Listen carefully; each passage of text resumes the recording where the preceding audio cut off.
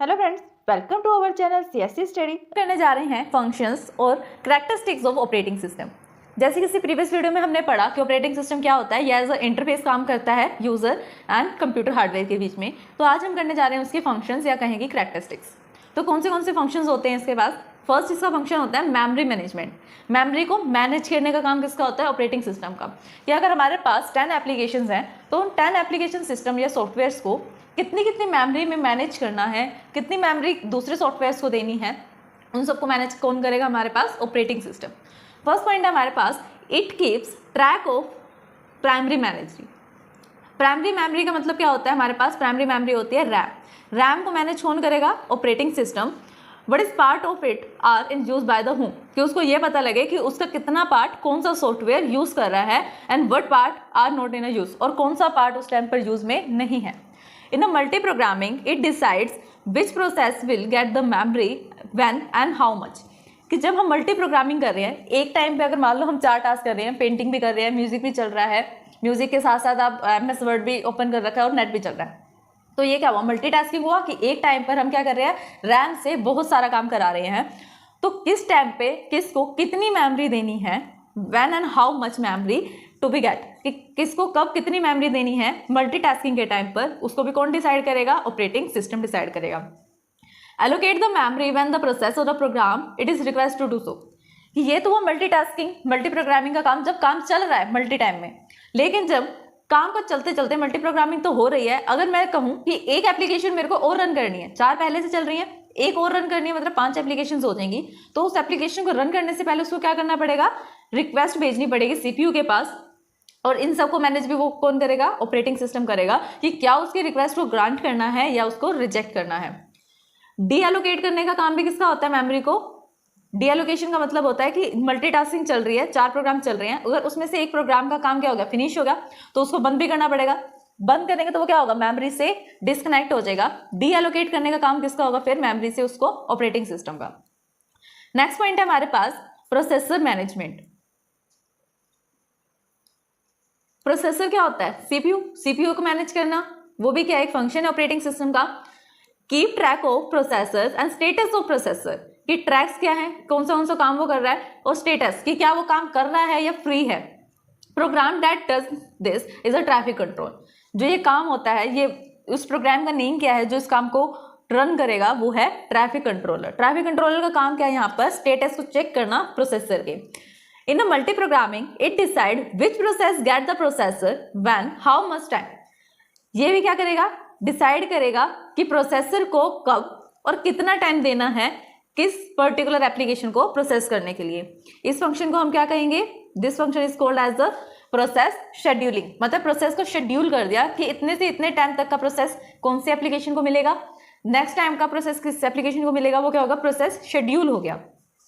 Allocate the processor, देखो यहाँ पे उसने लिख भी दिया कि प्रोसेसर से वो क्या कह रहा है? सीपीयू कह रहा है कि सीपीयू कब किसको एलोकेट करेगा प्रोसेस, वो भी काम किसका होगा? ऑपरेटिंग सिस्टम का। फिर डी एलोकेशन का काम भी किसका है? प्रोसेसर से डी एलोकेट करने का काम सीपीयू का। नेक्स्ट फंक्शन है हमारे पास डिवाइस मैनेजमेंट। डिवाइस से रिलेटेड जितना भी काम होगा मैनेज करने का, कंट्रोल करने का काम किसका होगा? ये भी ऑपरेटिंग सिस्टम का। Keep tracks of all devices. Peripheral devices मतलब इनपुट आउटपुट डिवाइसेस जो होते हैं उनको कंट्रोल करने का काम भी किसका होता है? आईओ कंट्रोलर का। जो काम उन सब काम को कंट्रोल करेगा, जो इनपुट आउटपुट डिवाइस कर रहे हैं उसको कंट्रोल करने का काम किसका है? आईओ कंट्रोलर का। Decide which process get the device when and how much time, मतलब ये चेक करना कि कौन सी डिवाइस को कब और कितना एक्सेस देना है, वो काम भी किसका होगा यहाँ पर? ऑपरेटिंग सिस्टम का। फिर वापस से एलोकेट एंड डी एलोकेट का काम भी कौन करेगा? यहाँ पर डिवाइसेस को एलोकेट एंड डी एलोकेट करने का काम किसका है? ऑपरेटिंग सिस्टम का। नेक्स्ट है same as it is file management, की फाइल से रिलेटेड मैनेज करना काम को, कि फाइल को कब सेव करना है, कहाँ सेव करना है, उसकी लोकेशन क्या होगी, उसका यूज क्या है, उसका स्टेटस क्या है। The collective facilities are often as a file system. ये जो फैसिलिटीज हमें मिल रही हैं फाइल को मैनेज करने के लिए, उसको हम क्या बोलेंगे? फाइल सिस्टम बोलेंगे। और उसका काम किसका है? कौन इसको मैनेज करेगा? Operating system. Allocation and D allocation करना रिसोर्सेज को, और ये डिसाइड करना कि कौन उन रिसोर्सेज को यूज करेगा, ये काम भी कौन करेगा? यहाँ पर ऑपरेटिंग सिस्टम। नेक्स्ट है हमारे पास सिक्योरिटी। सिक्योरिटी प्रोवाइड करना by mean of password and similar for the techniques preventing the unauthorised access to the program and data, कि हमें एक्सेस करना अनऑथराइज्ड पर्सन से। अनऑथराइज्ड का मतलब क्या होता है? जिसको अथॉरिटी ना हो कि वो उस डेटा को एक्सेस करे, वो भी अगर उसे एक्सेस करना चाहता है तो हम क्या कर सकते हैं, उस पर पासवर्ड लगा सकते हैं ताकि जो अनऑथराइज पर्सन है वो उसको एक्सेस ना कर पाए। इसके लिए हम क्या करेंगे, पासवर्ड और मैनी टेक्निक्स का यूज करेंगे। ये पासवर्ड और जो टेक्निक्स है ये हमें कौन प्रोवाइड करेगा, ऑपरेटिंग सिस्टम। नेक्स्ट है हमारे पास control over system performance, system की परफॉर्मेंस पे कंट्रोल रखना। Recording delays between the request for the service and response, कि कौन सी सर्विस किसको दी जा रही है और उसका क्या रिस्पॉन्स आ रहा है सिस्टम की तरफ से, ये भी कौन मैनेज करेगा, ऑपरेटिंग सिस्टम। नेक्स्ट वर्क है हमारे पास जॉब अकाउंटिंग। जॉब अकाउंटिंग में क्या होता है, keeping track of time and resources use by the various job and user, कि अलग अलग यूजर, जैसे मल्टी यूजर का कॉन्सेप्ट होता है वो भी कौन प्रोवाइड करेगा, ऑपरेटिंग सिस्टम भी प्रोवाइड करेगा। ऑपरेटिंग सिस्टम क्या होता है, मेन पॉइंट होता है उसके अंदर कि एज अ हर्ट काम करेगा वो उसके लिए, कि अगर वो नहीं है ऑपरेटिंग सिस्टम तो इतना सब कुछ मैनेज करने का काम क्या होगा, नहीं हो पाएगा। तो इसलिए इंपॉर्टेंट पार्ट क्या होता है हमारे पास सिस्टम में, ऑपरेटिंग सिस्टम। नेक्स्ट है इंटरेक्शन विद द ऑपरेटर्स, जो भी ऑपरेटर्स है उनके साथ इंटरेक्ट करना।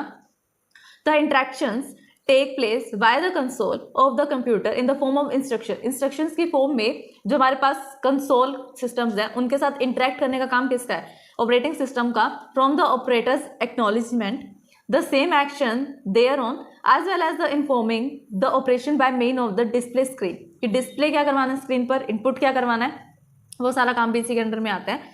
नेक्स्ट है error detection aids. Error detection जैसे कि हम अगर कुछ भी डाउनलोड करते हैं इंटरनेट वगैरह से तो उसके अंदर क्या होता है, एरर आने के चांसेस होते हैं कि कुछ ना कुछ एरर हमारे पास आ सकता है। Production of the dumps tracks error messages and other debugging system जो होते हैं एरर डिटेक्टिंग एड्स के कंट्रोल में होते हैं। नेक्स्ट है हमारे पास coordination between the software and the user, software और यूजर के बीच में कोऑर्डिनेशन का काम कौन करेगा, ऑपरेटिंग सिस्टम। ये तो हम शुरू से पढ़ते आ रहे हैं कि एज इंटरफेस काम करता है यूजर और हार्डवेयर के बीच में ऑपरेटिंग सिस्टम।